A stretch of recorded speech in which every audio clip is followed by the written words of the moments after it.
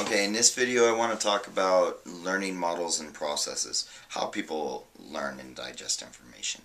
Um, a lot of people learn in so many different ways, and you have like your typical visual, auditory, kinesthetic, tactile type learning.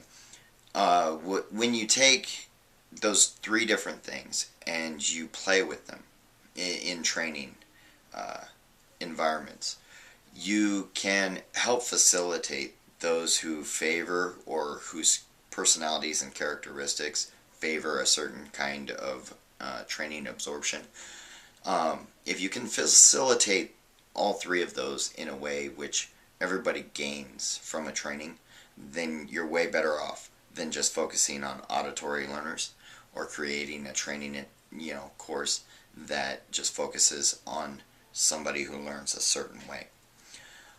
One way to do that is by fusing all three, giving them something to work with. Something, I learn a lot from YouTube videos. If I'm a do-it-yourselfer. I do a lot of things myself because I don't like relying on other people to do things a lot of the time. Or it's, if you want something done right, do it yourself. Well, if I don't know how to do something, I'll Google it, or I'll go to YouTube and I'll search it in YouTube. How to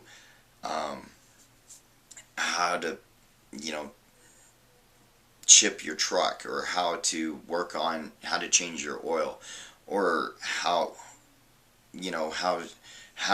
is my house built so I can change a light fixture, or different things like that are all things that people learn, and people go to YouTube by the masses to learn stuff. How to make candles, how to make the best fart noises, even the silliest stuff. People use YouTube to learn the stuff. The thing with YouTube and learning through video and e-learning is it's different than brick and mortar learning. It's different than the traditional classroom environment. So it focuses, because it's on the screen. It could have sound, it might not have sound. It could have good visuals, it might not have good visuals. Are those engaging? These are questions that you need to have when developing training, or when you're learning. Because I watch some very terrible videos, but I learn good things from them. One of the big important things with e-learning is focusing, or at least including, details. When I watch a video, like how to jack up a truck and change a tire, for example, if a step is missed, or something that could be a safety hazard is missed, then the learner doesn't know that information. They didn't observe it. So therefore, if they're injured as a result of watching a video, it's their own fault. But at the same time, because you really can't hold the video accountable, it's a video. It's not, this is how you do it precisely and exactly. But some people aren't going to learn from that preciseness. But you need to include the details. And training oftentimes leaves out a lot of detail. But there are benefits to having vague training with YouTube videos and learning from them. When you learn visually and auditorily from YouTube videos, then what you do is tactile. I don't even know how you say the plural of that, or when you apply those with a tactile application by doing it, then the learner is taking what they observed and learned through visual and audio, and then they're learning through trial and error. Trial and error isn't included in those three, but trial and error is where that tactile is facilitated.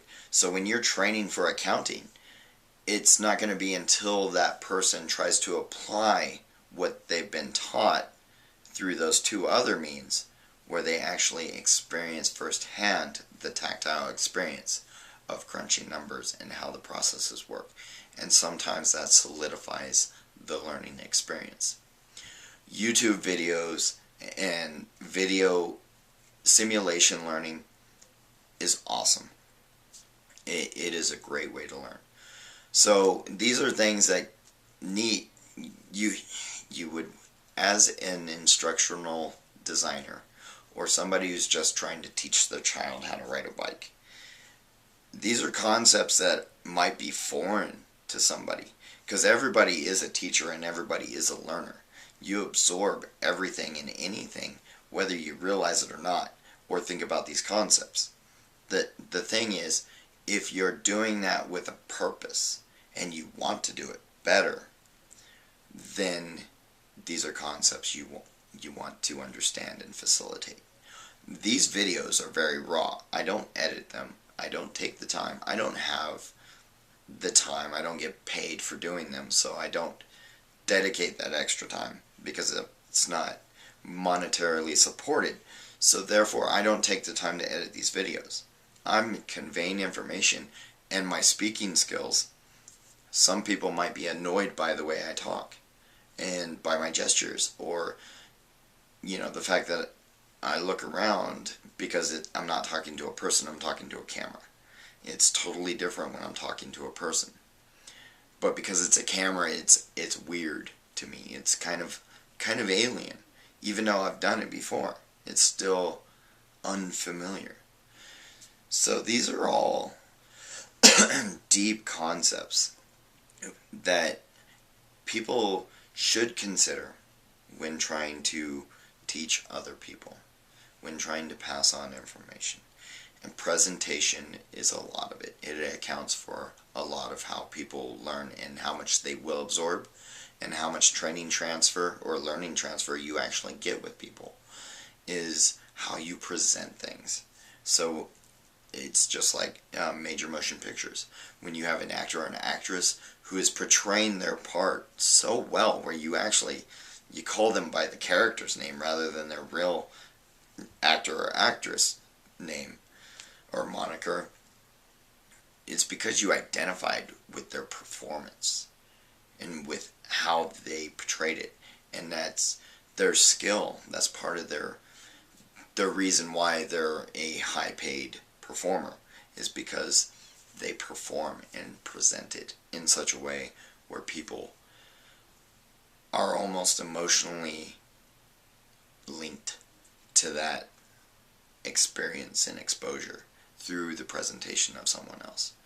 So yeah, in future videos I'm going to talk a little bit more about learning and stuff, and I'm going to do some other business stuff. So if you have any questions, leave them in the comments. I will leave a link to the Kirkpatrick model or an article on it, so you can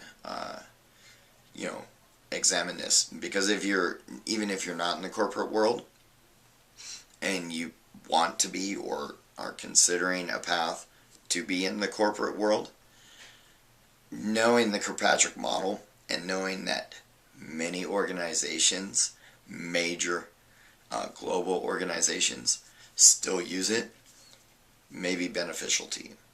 So I'll put a link in the description down below. Alright, have a great day.